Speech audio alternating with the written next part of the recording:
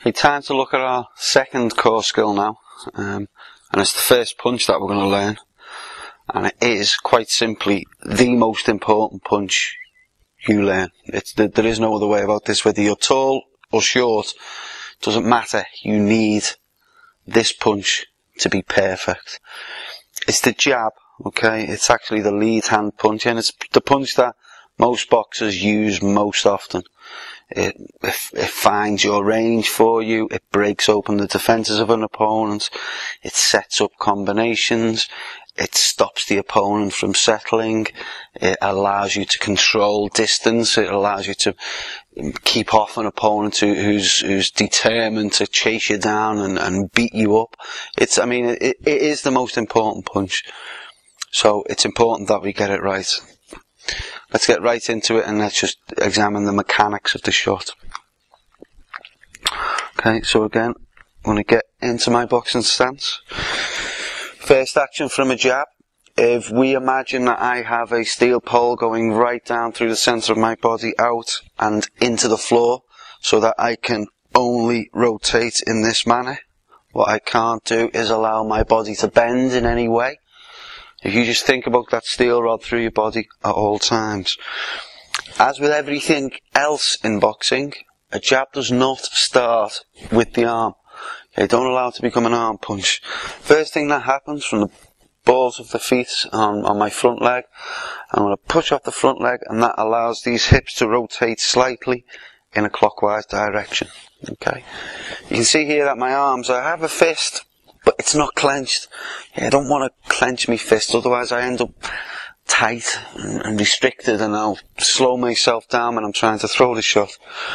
So from there, it's a push off the front leg, hips rotate, arm goes straight out and straight back.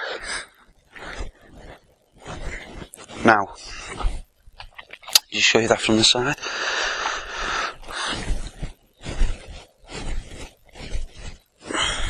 And from the other side. It's accelerating, and that's key, okay? Think of a whip, where the actual power of the whip is the fact that it accelerates at the last moment and cracks onto the target. Same with the jab. Maximising the length of the shot without committing any common faults. As you're throwing the punch, just check this point of this elbow. Make sure that elbow doesn't come out, okay?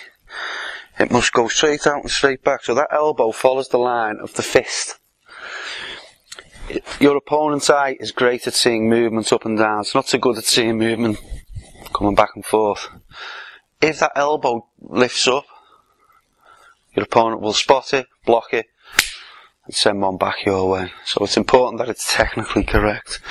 Make sure the elbow, and as you can see, as we get to the end of the punch, the arm's going straight out, and then about 15-20%, maybe 25% of the distance to go, the arm turns round so that the palm is face down when the shot lands. Okay, so from there,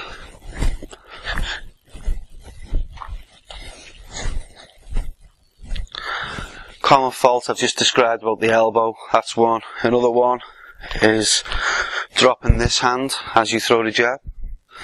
So this happens. Make sure that when the jab goes, this arm stays. It's got to provide the protection. Likewise, the jab must return along the same line as it goes out.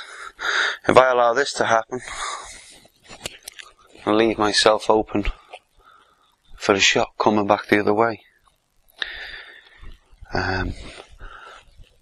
Next common fault, don't ever believe that by throwing your weight behind a shot, you're going to make that shot land with more force. It's just not true. It's not going to happen. All you're going to do is create a significant risk around you adding power to your opponent's shot, because you're adding mass to the incoming force of that punch by throwing your weight forward. So let's not get into this habit. Trying to launch your weight into the shot. Don't do that. Rotate, throw the shot, don't throw yourself, okay? That's a the third common fault. Keep the hands up, straight out, straight back, accelerate, make sure that elbow follows the target, and you will develop a technically perfect jab if you follow those simple rules. Okay? That's core skill number 2, the jab.